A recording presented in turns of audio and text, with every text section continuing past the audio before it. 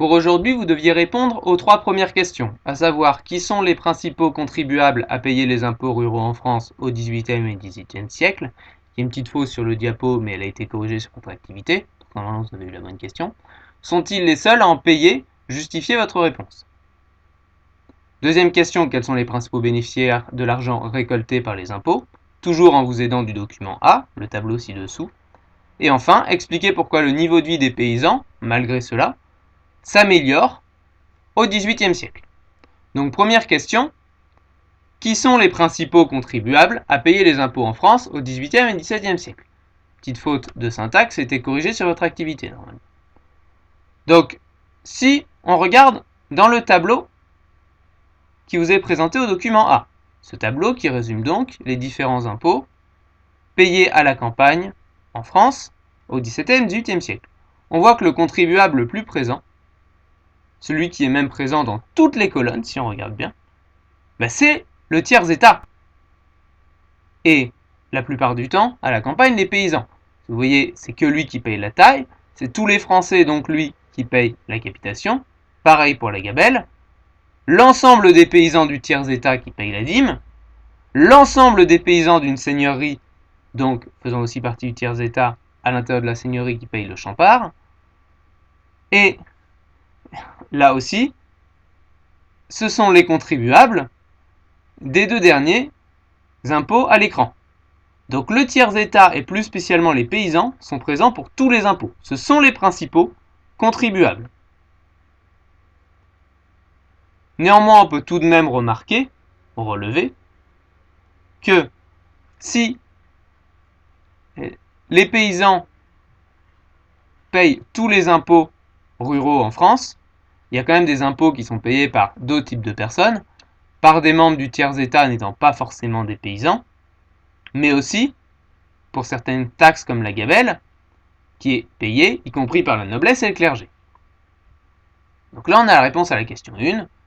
Même si la noblesse, le clergé et tout le tiers-état payent certaines taxes, la plupart des taxes sont payées par le tiers-état, même quand elles ne concernent pas la noblesse et le clergé, et à la campagne, les paysans sont des contribuables à toutes les taxes. Donc c'est vraiment les paysans qui payent le plus. Deuxième question, du coup, toujours à partir de ce tableau. Quels sont les principaux bénéficiaires, cette fois, de l'argent récolté? Donc on ne va plus regarder la colonne contribuable, mais les bénéficiaires, ceux qui en bénéficient, donc ils sont les destinataires de l'impôt. Et là on voit impôt royal, impôt royal, impôt royal. L'église, seigneur local, seigneur et roi. Donc le seigneur revient 3 fois, l'église une fois, et au final, le roi il revient 4 fois. Le principal bénéficiaire de l'argent récolté par les impôts à la campagne, c'est l'État, qui se renforce, comme on l'a vu à partir du chapitre 5, depuis le Moyen-Âge jusqu'au XVIIIe siècle. Donc le renforcement de l'État royal, comme on a déjà vu, passe notamment par le fait qu'il touche une part de plus en plus importante des impôts. On peut tout de même noter, en plus de cela, donc que c'est l'État royal qui se renforce, qui touche une part majeure des impôts, que les seigneurs locaux touchent encore des sommes importantes, que ce soit en argent, avec certaines taxes, en nature, avec une partie des récoltes, et, tout comme le roi d'ailleurs, en journée de travail avec les corvées.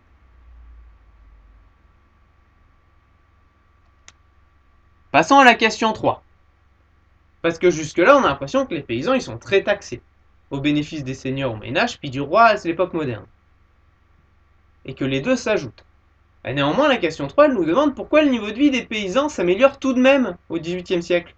Donc malgré qu'ils aient à payer de plus en plus d'impôts, leur niveau de vie s'améliore tout de même, en s'appuyant sur deux nouveaux documents qui sont le document C et D. Du coup, zoomons sur ces documents, et qu'est-ce qu'on voit dans le document C? Le rendement des récoltes à l'hectare, c'est-à-dire la quantité de grains de production qu'une surface peut produire. Alors on voit qu'il baisse, c'est aussi lié à des problèmes climatiques. Par ici, il y a le grand hiver, il y a des guerres. Mais une fois que la paix revient et que le climat s'améliore, il y a un spectaculaire bond dans la deuxième moitié du XVIIIe siècle. On peut même le chiffrer, ce bond, par rapport à la période la plus basse, au moment où il y a les pires problèmes climatiques. Les récoltes, dans la deuxième moitié du XVIIIe siècle, elles augmentent d'un tiers. Donc le rendement des récoltes augmente d'un tiers. Ça veut dire que les paysans, ou du moins certains paysans, peuvent s'enrichir. Donc première partie de la réponse à la question 3, les rendements agricoles augmentent d'un tiers. Néanmoins, ils n'augmentent pas sans raison. C'est pour ça que j'ai mis le document D. Comme vous le voyez dans le document D, c'est une gravure du travail des champs réalisé justement dans la deuxième moitié du XVIIIe siècle. On voit l'usage des outils agricoles, avec une petite légende qui nous dit que les outils s'améliorent.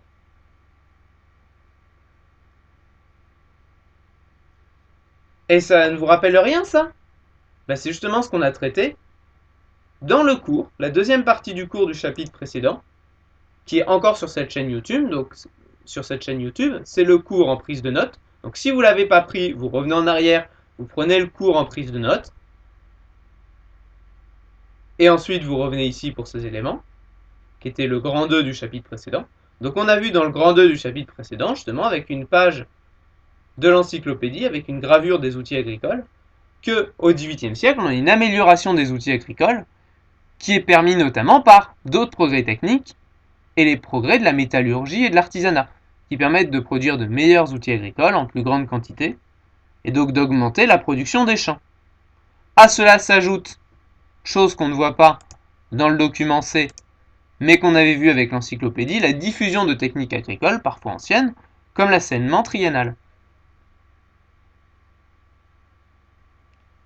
On a donc, pour cette question 3, une augmentation de la production des rendements des champs au XVIIIe siècle, grâce à une amélioration des techniques agricoles et des outils, mais aussi de plus vieilles techniques. Même s'il y a quelques limites qu'on va voir par la suite. Et justement, ça va être l'objet des questions suivantes, puisque je vais vous demander pour la prochaine fois de me répondre à la question 4, ou en vous aidant de la question 2, mais aussi éventuellement de la légende sous le document D, même si ce n'est pas l'élément principal, de me dire à qui profitent ces progrès agricoles. Est-ce qu'ils profitent à tout le monde? À vous de me le dire. Et je vais vous demander aussi de me faire la question 5, grâce au document B, que l'on n'a pas utilisé jusqu'ici, où vous allez m'expliquer pourquoi se déclenche la révolte des Va-nu-pieds en Normandie en 1639, qui est un exemple de révolte paysanne qu'on me demande de vous faire étudier à partir de ce document. Vous pouvez vous aider, si vous ne comprenez pas certains éléments, d'informations contenues dans le document A qu'on a dès à présent bien étudié. Donc pour la prochaine fois, en vous aidant des réponses qu'on a là et du document B, que vous n'avez pas encore étudié, dites-moi, trouvez-moi la réponse aux deux dernières questions, les questions 4 et 5.